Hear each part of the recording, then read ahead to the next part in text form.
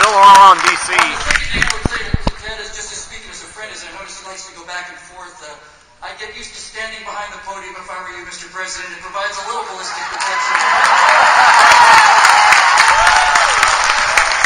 Not against bullets or anything, but those weenies don't know how to operate a gun anyway. But if somebody wants to throw a bran muffin at you or a glitter bomb, it's too close to your outfit team, so I'm just going to pretty much stay right here. I was listening to President Unilateral Military Action just a few moments ago out there, and I have to tell you, Mike, if you had heard what he just said, in contradiction of everything he ran against, and contradiction of all of the criticisms he leveled against George Bush, who I might remind the current president was able to get several UN resolutions and something like 30 allies on board before he went overseas. I just want to tell you, listening to President Obama's speech just got me so fired up to come out and talk to you people, because I am tired to losing to these traitor, narcissist weenies.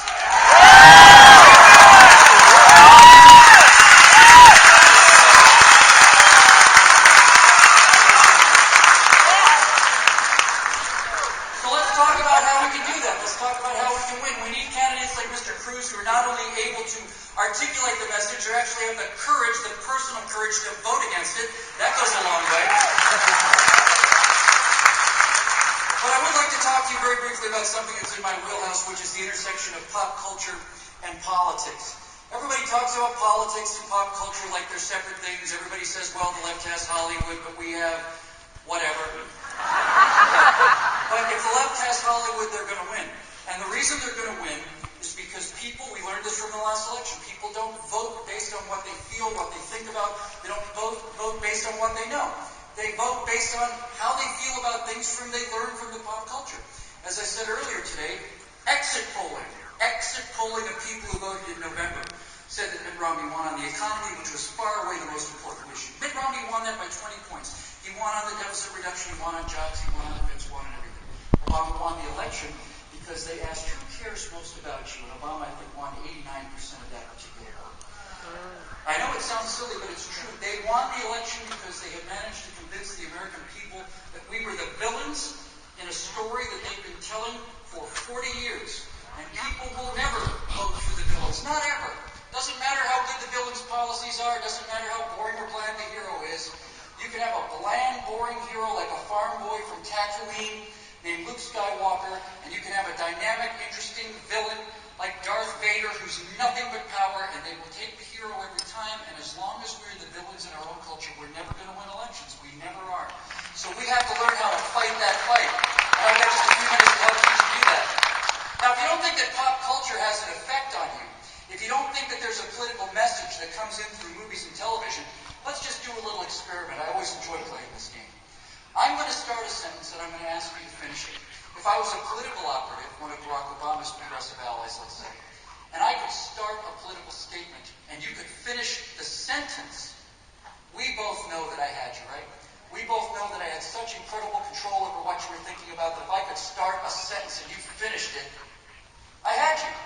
So I'm going to start a couple of sentences and you can finish them. Ready? Look, up in the sky, it's a bird. It's a plane.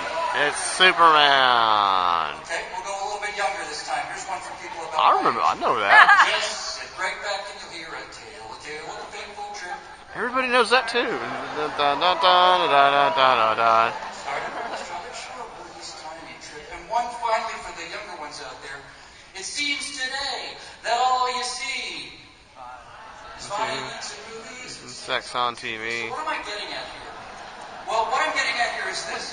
If you could finish the sentence from Superman, if I could say, look up in the sky, it's a bird, it's a plane, and you could go, it's Superman, then that means that you know the finishing lines of the Superman introduction. You didn't have to go to a website. Nobody had to hand you a pamphlet.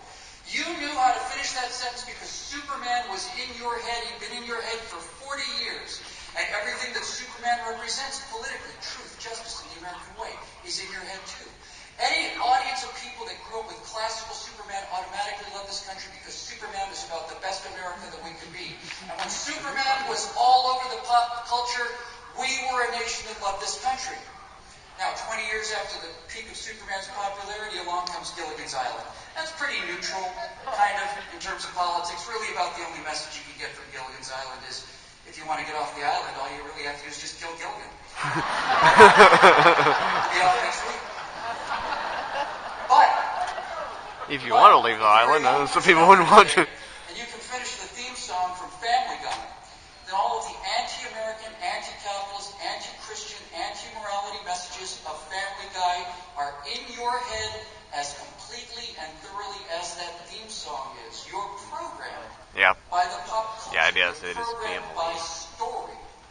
Everything we do is story. When you meet relatives at Thanksgiving, the first thing you want is you want the stories. What happened? What was Uncle Joe doing? The Bible is a collection of stories. And when you get out of here today, you will go home and turn on the story box and you watch hours and hours of stories. It's all about stories.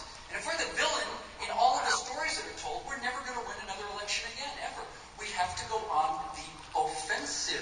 Yeah. We can't